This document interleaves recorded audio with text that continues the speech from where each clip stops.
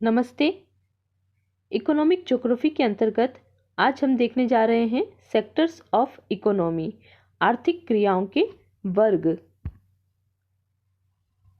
अर्थव्यवस्था के कार्य क्षेत्र में मानव की आर्थिक क्रियाओं का भौगोलिक रूप में अध्ययन किया जाता है। जो अर्थव्यवस्था के वर्ग है उसके अंतर्गत मानव की जो आर्थिक क्रियाएं हैं उसका भौगोलिक अध्ययन किया जाता है। आर्थिक क्रियाएं किसे कहते हैं कि मनुष्य के द्वारा संपादित की जाने वाली वे क्रियाएं जिससे कि मनुष्य को जीविका की प्राप्ति होती है या फिर उसे आर्थिक लाभ प्राप्त होता है, तो वह क्रिया कहलाती है आर्थिक क्रिया। वे क्रियाएं जिससे कि मनुष्य को जीविका की प्राप्ति होती है या फिर जिससे मनुष्य को अर्थ की प्राप्ति होती है, तो वे क्रियाएं कहलाती है आर्थिक क्रियाएं।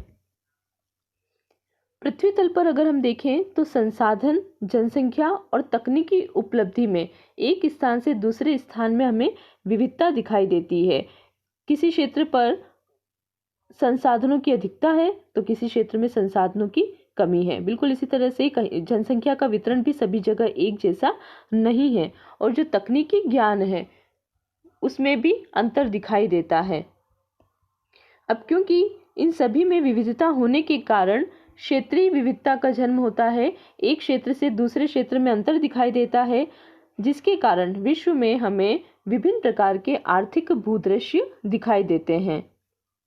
जैसे कि किसी क्षेत्र में संसाधनों की कमी है तथा वहां पर जो तकनीकी ज्ञान है उसका स्तर भी निम्न है, तो वहां पर जो आर्थिक क्रियाएं होगी वह निम्न स्तर की आर्थिक क्रियाएं होगी। जैसे कि वहां पर जो क्रियाएं होगी वह प्राथमिक क्रियाएं होंगी, प्रकृति से जो भी मिल रहा होगा वो सीधा सीधा ग्रहण कर लिया जाएगा। इसके विपरीत अगर किसी क्षेत्र में तकनीकी ज्ञान का स्तर उच्च है तो वहां पर जो क्रियाएं होगी वह भी उच्च स्तर की क्रियाएं होगी। तो इस तरह से हमें विश्व में विभिन्न प्रकार के आर्थिक भूदृश्य देखने को मिलते हैं। किसी भूभाग में देखें तो वहां पर प्राथमिक क्रियाओं की प्रधानता होती है, कहीं पर द्वितीयक क्रियाओं की प्रधानता होती है, तो किसी क्षेत्र में तृतीयक आर्थिक क्रियाओं की प्रधानता पाई जाती है। आर्थिक भूगोल में मानवीय आर्थिक क्रियाओं का अध्ययन महत्वपूर्ण है। क्यों महत्वपूर्ण है? क्योंकि जो मानव है वही आर्थिक भूगोल का निर्धारण कर रहा है, इसलिए आर्थिक भूगोल में मानव की आर्थिक क्रियाओं का अध्ययन महत्वपूर्ण हो जाता है। अब हम आर्थिक क्रियाओं के जो वर्ग देखें, मानव द्वारा की जाने वाली उत्पादन संबंधी इन आर्थिक क्रियाओं को 5 वर्गों में विभक्त किया जा सकता है। तो हम जो आर्थिक क्रियाओं के वर्ग देखें वह वर्ग 5 भागों में विभक्त है। इन्हें अर्थव्यवस्था के कार्य क्षेत्र भी कहते हैं। अब हम देखते हैं कि आर्थिक क्रियाओं के वर्ग कौन कौन से हैं। सबसे पहला जो क्रिया आती है वो है प्राथमिक क्रियाएं, उसके बाद है द्वितीयक क्रियाएं, तीसरी है तृतीयक क्रियाएं या तृतीयक व्यवसाय, फोर्थ है चतुर्थक क्रियाएं और फिफ्थ है पंचमक क्रियाएं या पंचमक व्यवसाय। सबसे पहले हम इसमें देखते हैं प्राथमिक क्रियाओं के बारे में। वे समस्त मानवीय क्रियाएं जिसके अंतर्गत होने वाला उत्पादन प्रत्यक्ष रूप से भूमि से अंतर संबंधित होता है, प्रकृति से अंतर संबंधित होता है, वे व्यवसाय कहलाते हैं प्राथमिक व्यवसाय। मतलब कि जो भी प्रकृति से प्राप्त हो रहा है, पर्यावरण से जो भी प्राप्त हो रहा है वह सीधे का सीधा उसी रूप में ग्रहण कर लिया जाता है, उसके रूप में परिवर्तन नहीं किया जाता है। तो वे समस्त मानवीय क्रियाएं जिनके अंतर्गत होने वाला उत्पादन प्रत्यक्ष रूप से भूमि से अंतर संबंधित होता है, भूमि से जुड़ा हुआ होता है, वह प्राथमिक व्यवसाय कहलाते हैं। इन आर्थिक क्रियाओं का संबंध पृथ्वी के प्राकृतिक संसाधनों के दोहन से है। प्रकृति या भूमि से प्रत्यक्ष रूप से संबंधित होने के कारण इन्हें प्राथमिक उत्पादन भी कहते हैं। अगर हम प्राथमिक व्यवसाय के अंतर्गत देखें तो इसमें कौन कौन सी क्रिया आती है? इसमें आता है आखेट अर्थात शिकार करना, मछली पकड़ना, वनीय क्षेत्रों में विभिन्न जो वन उपज है उसको एकत्रीकरण करना, उसको इकट्ठा करना, मतलब कि भोजन का संग्रहण करना, पशुचारण, लकड़ी काटना, आदिम रूप से कृषि कार्य करना, खनन कार्य करना, ये सभी प्राथमिक क्रियाओं के अंतर्गत आते हैं। वर्तमान में जो विकासशील देश है उसकी श्रम शक्ति का एक बड़ा हिस्सा प्राथमिक क्रियाओं में लगा हुआ है। अब क्योंकि प्राथमिक क्रियाओं में जो लोग लगे हुए होते हैं उनकी जो प्रकृति होती है वो बाहरी काम करने की होती है, घर से दूर कार्य करने की होती है। इस वजह से इन श्रमिकों को रेड कॉलर श्रमिक कहते हैं। तो जो लोग प्राथमिक क्रियाओं में लगे हुए होते हैं उन्हें रेड कॉलर श्रमिक कहा जाता है। नेक्स्ट बात करते हैं हम द्वितीयक क्रियाओं की, सेकेंडरी एक्टिविटीज। प्राथमिक उत्पादन से जो भी वस्तुएं प्राप्त होती है उनका उपयोग करके उनसे नई वस्तुओं का निर्माण करना, नवीन वस्तुओं के उत्पादन के लिए जो आर्थिक क्रियाएं की जाती है उसे द्वितीयक व्यवसाय या द्वितीयक उत्पादन कहते हैं। जो भी प्रकृति से प्राप्त हुआ, जैसे कि प्रकृति से हमने देखा कि प्राथमिक व्यवसाय के अंतर्गत कृषि कार्य आता है, तो कपास की अगर खेती करी तो प्रकृति से कपास की प्राप्ति हुई, उस कपास का रूप परिवर्तित करके उससे धागे का निर्माण करके वस्त्र निर्माण कर दिया, तो इस तरह से उसका रूप परिवर्तित करके उसका मूल्य और बढ़ा दिया। तो ये किसके अंतर्गत आ गया? यह आ गया द्वितीयक क्रिया के अंतर्गत। बिल्कुल इसी तरह से दूसरा एग्जाम्पल हम देखें कृषि के अंतर्गत, जैसे कि गन्ने का उत्पादन हुआ। गन्ने के उत्पादन से जब उद्योग में, इंडस्ट्री में चीनी का निर्माण होता है, शक्कर का निर्माण होता है, तो इस तरह से ये कौन सी क्रिया के अंतर्गत आ गया? द्वितीयक क्रिया के अंतर्गत आ गया।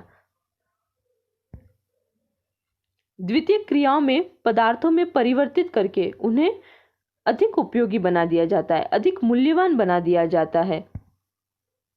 जैसे कि इसके एग्जाम्पल देखें, तांबा गलाना, इस्पात निर्माण करना, कपास से वस्त्र का निर्माण करना, ये सभी इसी क्रियाओं के अंतर्गत आते हैं।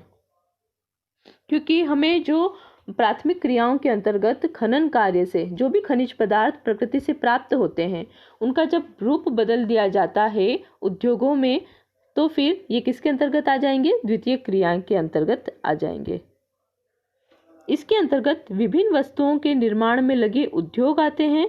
अन्य निर्माण कार्य इसमें आते हैं, वो है गृह निर्माण, सड़क निर्माण आदि आर्थिक क्रियाएं द्वितीय क्रिया के अंतर्गत सम्मिलित की जाती है। द्वितीयक वर्ग की जो क्रियाएं हैं इसमें लगे हुए श्रमिकों को ब्लू कॉलर श्रमिक कहा जाता है। द्वितीयक वर्ग की जो क्रियाएं हैं इसमें लगे हुए श्रमिकों को ब्लू कॉलर श्रम शक्ति या ब्लू कॉलर श्रमिक कहते हैं। नेक्स्ट है तृतीयक व्यवसाय। वे आर्थिक क्रियाएं जो कि प्रत्यक्ष रूप से किसी वस्तु के उत्पादन में प्रयुक्त नहीं आती है, प्रत्यक्ष रूप से किसी भी वस्तु का इसमें उत्पादन नहीं हो रहा है, लेकिन विभिन्न वस्तुओं के उत्पादन में परोक्ष रूप में सहायता देती है। डायरेक्ट यूज में नहीं आ रही है, ये परोक्ष रूप से उसके उत्पादन में सहायता दे रही है। जो तृतीय क्रियाकलाप है यह सेवा सेक्टर से संबंधित है, सर्विस सेक्टर से संबंधित है तृतीयक व्यवसाय। इनका उत्पादन से प्रत्यक्ष संबंध नहीं होता है। तृतीयक व्यवसाय के अंतर्गत आते हैं परिवहन, ट्रांसपोर्टेशन, संचार, वाणिज्य, व्यापार, विभिन्न उच्च सेवाएं, जैसे कि इसमें आती है शिक्षा, प्रशासन, मनोरंजन, चिकित्सा आदि जितनी भी क्रियाएं हैं वो इस तृतीयक व्यवसाय के अंतर्गत आती है। तृतीयक व्यवसाय में लगे हुए श्रमिकों को, तृतीयक व्यवसाय से जुड़े हुए श्रमिकों को पिंक कॉलर श्रमिक कहते हैं। नेक्स्ट है चतुर्थक व्यवसाय। वर्तमान समय में उच्च तकनीकी सुविधाएं जैसे कि सूचना का निर्माण, विज्ञान, कला, साहित्य, प्रौद्योगिकी, शोध कार्य आदि जो क्रियाएं हैं वो सारी चतुर्थक व्यवसाय के अंतर्गत आती है। आर्थिक रूप से देखा जाए तो जो विकसित देश है, अति विकसित देश है, वहां पर चतुर्थक क्रियाएं सर्वाधिक मात्रा में होती है। चतुर्थक व्यवसाय के अंतर्गत मुख्य रूप से आता है रिसर्च, अनुसंधान और प्रबंधन। चतुर्थक व्यवसाय से जुड़े हुए लोग या चतुर्थक व्यवसाय में संलग्न श्रमिकों को या संलग्न लोगों को व्हाइट कॉलर श्रम शक्ति कहा जाता है। लास्ट है पंचमक व्यवसाय। आर्थिक क्रियाकलापों का यह एक अति विशिष्ट वर्ग है, सबसे उच्च वर्ग है। इसमें सार्वजनिक तथा निजी उद्योगों में उच्च स्तर के निर्णय लेने वाले प्रबंधक, प्रशासक, शोधकर्ता, वैज्ञानिक, वित्तीय या कानूनी सलाहकार इसके अंतर्गत सम्मिलित है। तो ये सबसे उच्च स्तर का वर्ग है जिसके अंतर्गत उच्च स्तर के निर्णय लेने वाले प्रबंधक और प्रशासक इसमें सम्मिलित किए जाते हैं। उच्च वेतन प्राप्त करने वाले इन लोगों के कार्य स्वर्ण कॉलर श्रमिक कहलाते हैं। जो लोग पंचमक व्यवसाय से जुड़े हुए हैं वह स्वर्ण कॉलर श्रमिक कहलाते हैं। ये जितने हमने आर्थिक क्रियाओं के वर्ग देखे, इनके बारे में हम आगे के लेक्चर में भी चर्चा जारी रखेंगे। धन्यवाद।